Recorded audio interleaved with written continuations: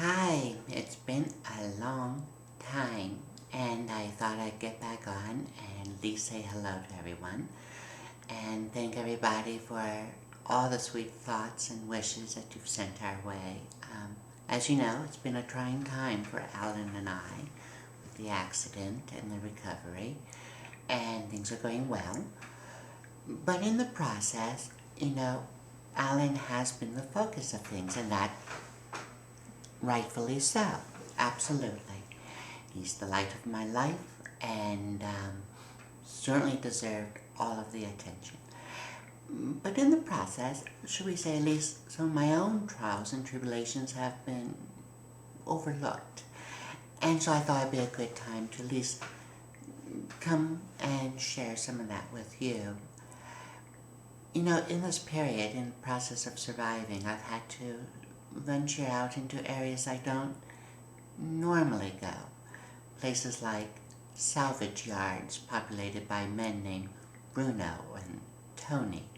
Now, I'm pretty comfortable being trans, and I'm actually at this point very comfortable and confident in passing in most situations, but being surrounded by men covered in engine grease and having even one of them dock on you at close quarters is, should we say, terrifying, nerve-wracking, traumatic will come to mind. Granted, these aren't physical wounds, but still, I believe I deserve some sympathy, which also brings me to my most recent tale of woe.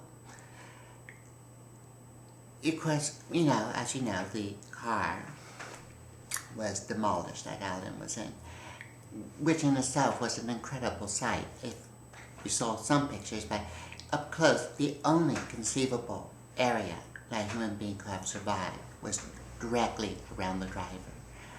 So that Alan walked away was in itself a miracle, truly. And, but of course, at some point, we have to replace the car.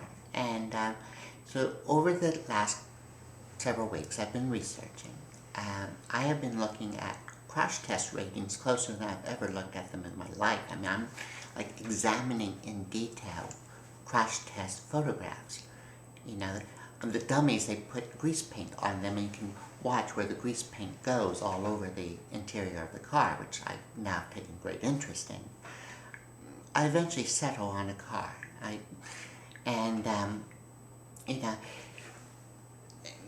So I need to go down and buy it, and and that in itself also it's a little nerve-wracking as well, because again, you're in close quarters, you're being scrutinized, you're very intimately across from the salespeople and stuff, but everything's going great. I can hear them in the office. She wants this, she wants that. Great, I'm fine, everything's cool. Okay. I also have to tell you, as long as we're on this, salesmen deal with women far differently than with men. I mean, that's obvious, but an older Italian salesman, I remember Nick's his name, before I could drive the car away, decided that he should show me everything. I mean, we're talking showing me how to turn the gas cap until it clicked 3 times, showing me where the windshield wipers are, where to push the button for the air conditioner.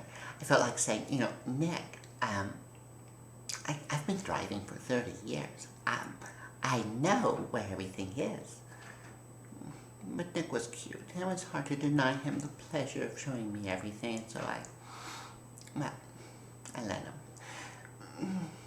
Anyway, so Nick went away, and so I'm inside this new car. I have never in my life owned a new car. And so I'm just, I'm taking it in. It's gorgeous, and, it's the new car smell and everything. And so finally I put the key in, and I drive off. 10 miles. 10.4 miles to be exact. A deer hit my car.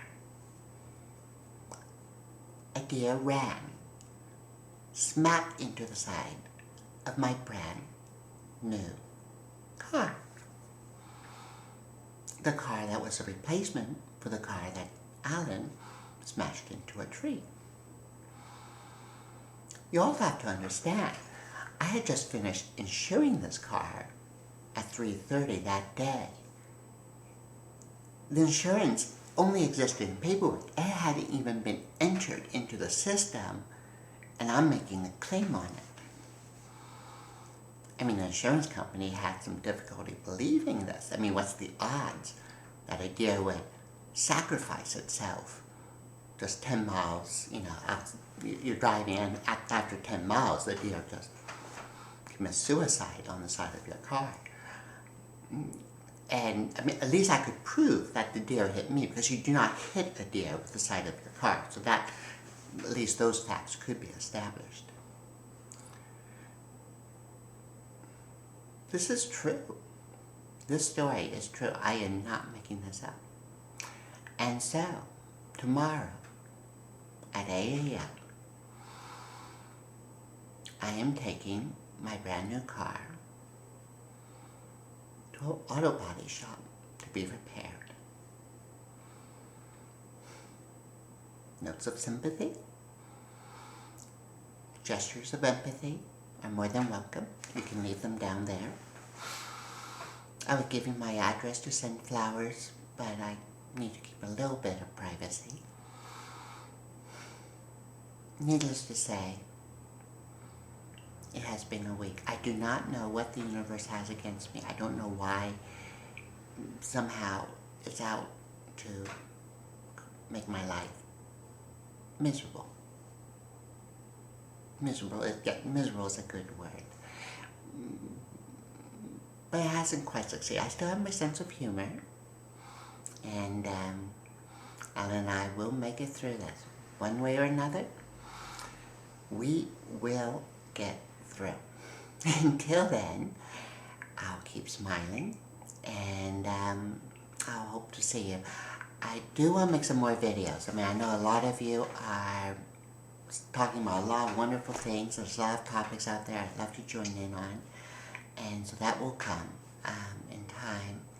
In the meantime, you have our love and our warmest thanks for everything. You guys are great. Okay, talk to you soon.